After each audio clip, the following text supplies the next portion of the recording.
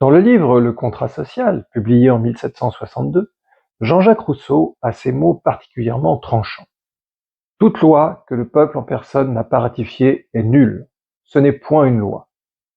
Puis il ajoute, au sujet de l'Angleterre, qui est alors à cette époque l'un des très rares régimes en Europe où le peuple élit des représentants, le peuple anglais pense être libre. Il se trompe fort. Il ne l'est que durant l'élection des membres du Parlement. Sitôt qu'ils sont élus, il est esclave, il n'est rien. Et il conclut, avec un brin de perfidie, dans les courts moments de sa liberté, l'usage qu'il en fait mérite bien qu'il la perde.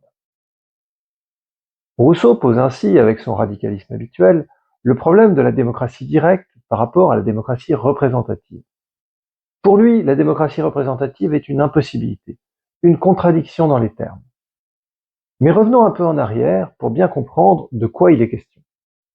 La Déclaration des droits de l'homme et du citoyen affirme que tous les hommes naissent et demeurent libres et égaux en droit. Tel est l'axiome fondamental sur lequel reposent nos démocraties. Parce que les êtres humains sont naturellement libres, parce qu'ils sont égaux dans leurs droits naturels, il est injuste de les gouverner sans leur consentement. Tous les êtres humains ont donc naturellement le droit de consentir à la loi qui les gouverne. Ou, pour le dire autrement, la seule loi juste est celle que l'on se donne à soi-même, la loi à laquelle on a consenti.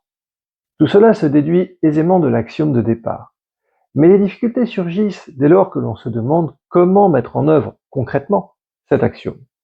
Le droit que possède chaque être humain adulte et en pleine possession de ses moyens de consentir à la loi qui le gouverne ne peut pas signifier que les seules lois valables sont les lois qui sont approuvées par tous.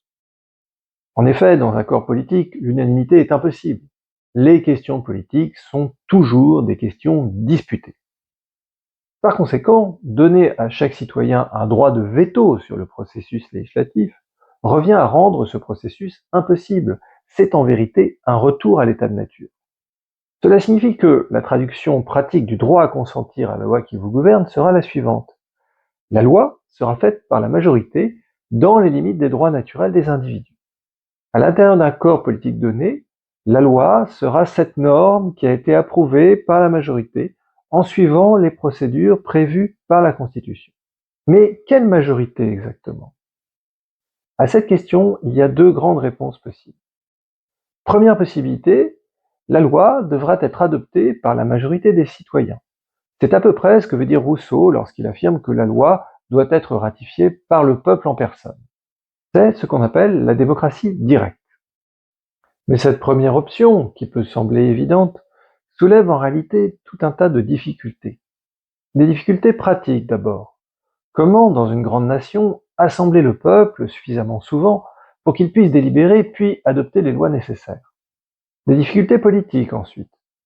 Dans le numéro 9 du Fédéraliste, Alexander Hamilton écrit « On ne peut lire l'histoire des petites républiques de la Grèce et de l'Italie sans se sentir saisi d'horreur et rempli de dégoût par le spectacle des troubles dont elles étaient continuellement agitées, et cette succession rapide de révolutions qui les tenait dans un état d'oscillation perpétuelle entre les excès du despotisme et de l'anarchie. » Pour les auteurs du Fédéraliste, une démocratie pure, c'est-à-dire une démocratie purement directe, n'admet aucun remède aux maux engendrés par ce qu'ils appellent les factions.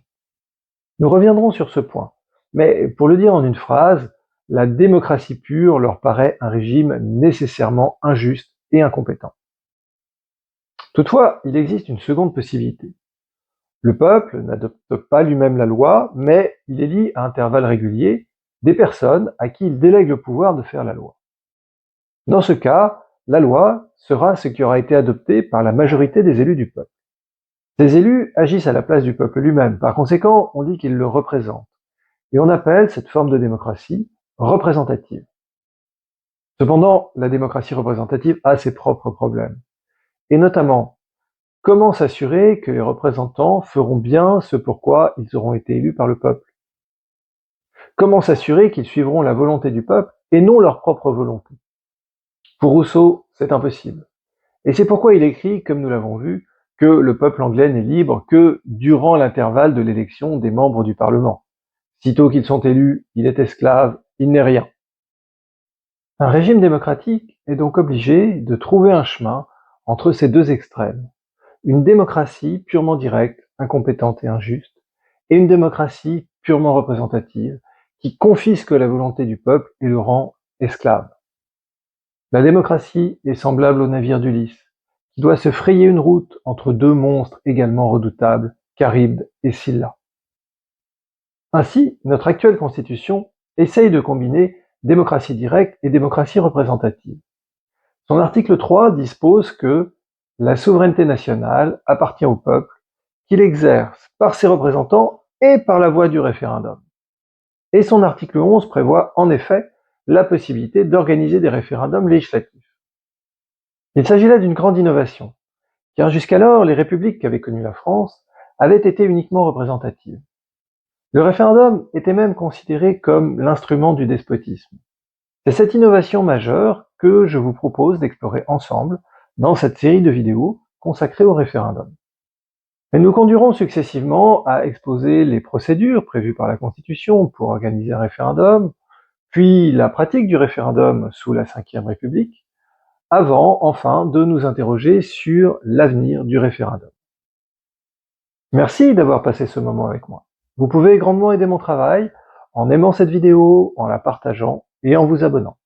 Et n'oubliez pas, le droit, c'est passionnant.